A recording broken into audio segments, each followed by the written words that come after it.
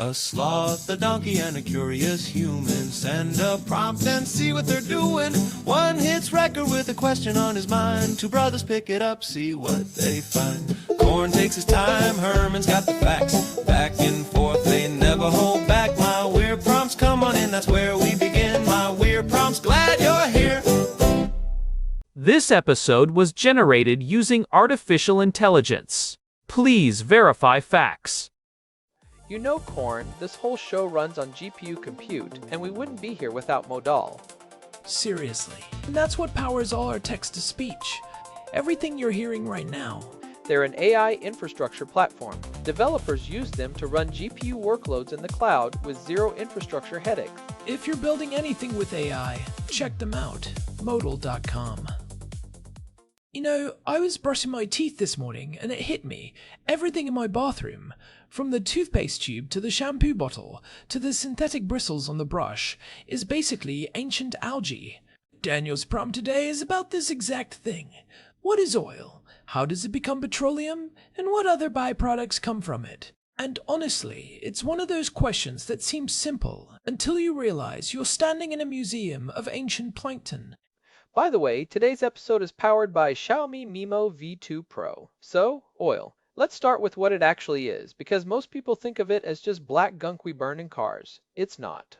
It's a geological time capsule. Organic material, mostly plankton, algae, and some plant matter that died hundreds of millions of years ago and got buried under layers of sediment. So my shampoo is made of dead sea creatures. That's oddly poetic. But let's get specific. You said mostly plankton and algae. Are we talking about dinosaurs? I feel like that's a common misconception. Oh, that's a perfect point to clarify. No, not dinosaurs. The age is off by a long shot. Most of the world's oil formed during the Mesozoic era, think 250 to 66 million years ago, and even earlier in the Paleozoic. That's the age of marine microorganisms, not the large terrestrial reptiles.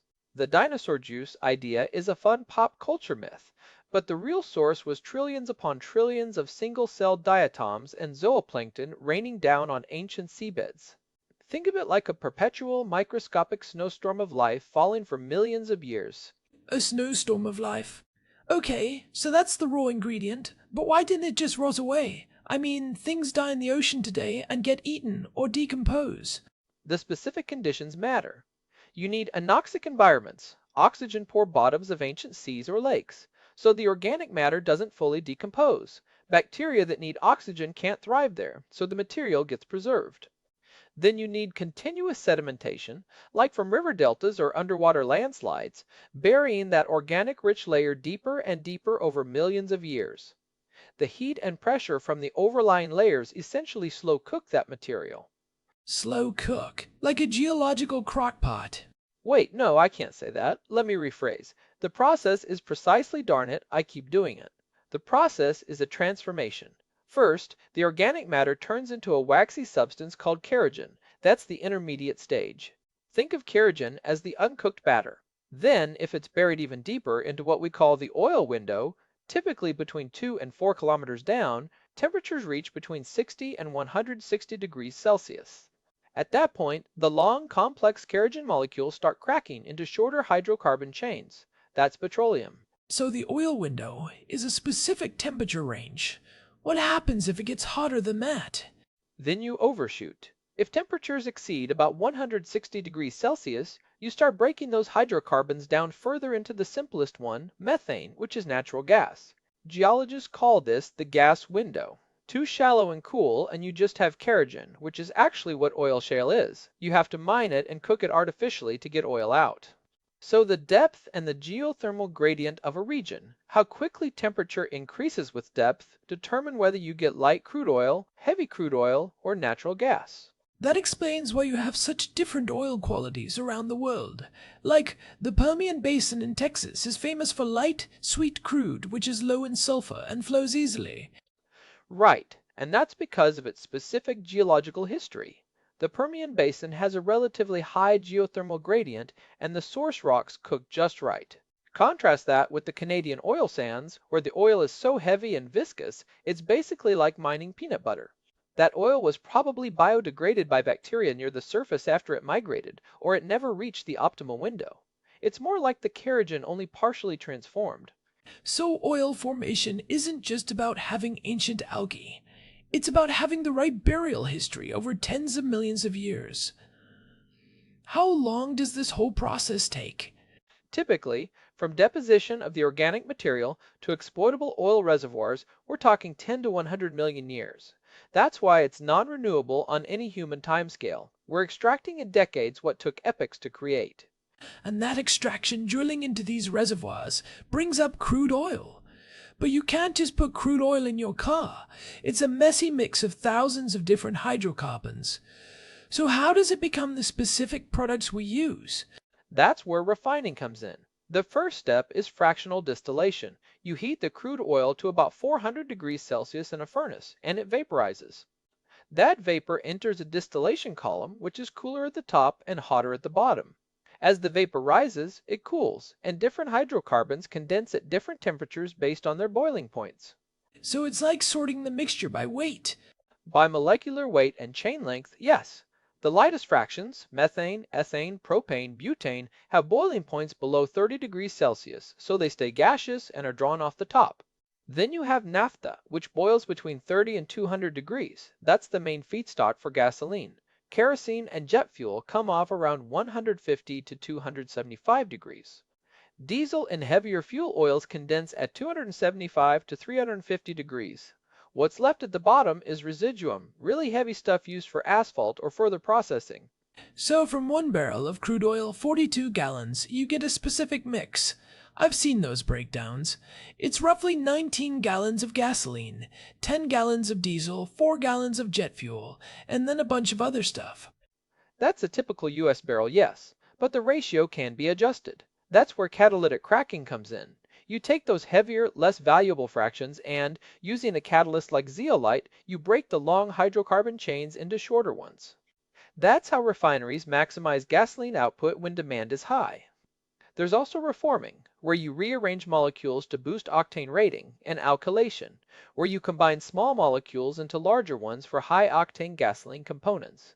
So refining is really a chemical engineering ballet breaking, rearranging, combining molecules to get the exact products the market wants. But this sounds incredibly energy intensive itself. How much energy does a refinery consume?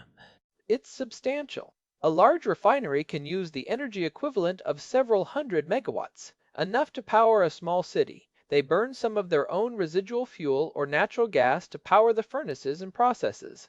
It's a major part of their operating cost and carbon footprint. The efficiency of this ballet is a constant pursuit. It's incredibly sophisticated. A modern refinery is one of the most complex industrial facilities on Earth. And here's what often gets missed in the energy transition discussion. Only about 70% of a barrel of oil ends up as transportation fuel. The other 30% becomes petrochemical feedstocks. That's the byproducts part of Daniel's prompt. And this is where it gets really interesting, because when people say phase out oil, they're mostly thinking about gasoline and cars. But that other 30% is everywhere. From that naphtha fraction, you crack it further to produce ethylene and propylene. Ethylene is the building block for polyethylene, the most common plastic. Propylene gives you polypropylene, used in everything from car parts to packaging. Then you have benzene, toluene, and xylene, the BTX aromatics, which become nylon, polyester, polystyrene, solvents, synthetic rubber. So my toothbrush, my phone case, my laptop, the insulation in my walls, the paint on my walls, the tires on my car oil. But let's get even more granular. You mentioned pharmaceuticals. How does oil become, say, aspirin? Well, the core of many pharmaceuticals is a benzene ring, which comes from that BTX stream I mentioned. Through a series of chemical synthesis steps, often involving other petroleum-derived reagents, that benzene is modified into the active ingredients in everything from aspirin to more complex drugs. The solvents used to manufacture the pills, the plastic blister packs they come in, the dyes for the capsules. It's all part of that petrochemical ecosystem. It's not just the material, it's the entire industrial process. It's funny, We think of oil as an energy source, but it's as much a material source, which complicates the just switch to renewables narrative. It does, because even if you electrify all transportation, which is a massive if, you still need those chemical feedstocks, and right now the alternatives are limited. Bioplastics exist, but they're often more expensive, have different properties, and compete with food crops for land. Recycling helps, but it's nowhere near closed loop for most plastics. There's also research into green chemistry, using captured CO2 or biomass as feedstocks, but the scale is minuscule compared to the petrochemical industry. Let's zoom out to the global energy picture. Daniel asked what portion of non-renewable energy generation oil accounts for globally. The numbers are stark. According to the International Energy Agency's latest data, oil accounts for approximately 31% of global non-renewable energy generation. Coal is about 27%, and natural gas is 24%. So oil is still the single largest source, though its share has been slowly declining as renewables grow. And when you look at transportation specifically, oil dominates even more. Over 90% of global transportation energy comes from petroleum products. That's cars, trucks, ships, airplanes. Electrification is making inroads in passenger vehicles. But for heavy trucking, aviation, and shipping, we don't have scalable alternatives yet.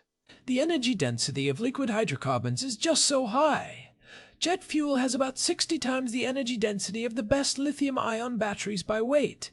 That's why planes burn kerosene, not batteries. So even as electricity takes over short-haul transport, long-haul and aviation will likely depend on liquid fuels for decades. There's promising work on sustainable aviation fuels, or SAFs, made from biofuels or synthetic processes, but they currently account for less than 1% of global jet fuel use. Which brings up an interesting future scenario. If electric vehicles eat into gasoline demand, but we still need jet fuel, diesel, and petrochemicals, refineries will have to adapt.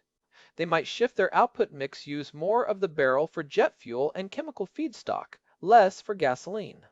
That's already happening.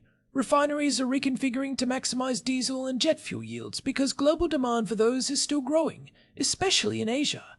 Gasoline demand in developed countries has plateaued or is declining, so the industry is pivoting. Some older, less complex refineries that were optimized for gasoline are actually closing.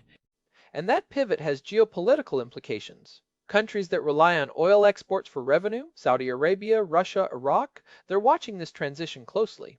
If the value of a barrel shifts from energy to materials, that changes the calculus. It does. Though materials are already a huge part of the value. We just don't think about it because gasoline is so visible at the pump. But the petrochemical industry is massive. About 400 million metric tons of plastics produced annually, most from petroleum. The real geopolitical shift may be in who controls the refining and chemical conversion capacity, not just the crude oil extraction. So to sum up the formation, ancient organic matter, buried and cooked over millions of years in a specific temperature window, becomes crude oil. Refining separates and chemically transforms that crude into fuels, lubricants, and a vast array of chemical feedstocks that underpin modern material civilization. And globally, oil still provides about a third of our non-renewable energy, with near total dominance in transportation. That's a good summary. The key insight is that oil is not just fuel. It's the foundation of the material world we built since the mid-20th century. Any serious discussion about phasing it out has to address both the energy and the materials side. Which makes Daniel's question so fundamental. Understanding what oil is and where it comes from isn't just geology trivia. It's essential context for energy policy, climate action, and even product design. If you're working on sustainable materials, you need to know what you're replacing. And for listeners, the next time you pick up a plastic container or fill your gas tank, you're holding a piece of deep time, hundreds of millions of years of geological and chemical transformation. It's humbling in a way. We're burning through epochs in a century, but it also highlights the ingenuity of refining, turning that ancient sludge into precisely the molecules we need. The engineering is remarkable. From the drilling to the distillation to the cracking, it's one of humanity's most complex industrial achievements. With some pretty significant consequences, of course. But that's a discussion for another day. For now, I think we've demystified the black stuff pretty well. I think so too. Thanks as always to our producer Hilbert Flumingtop.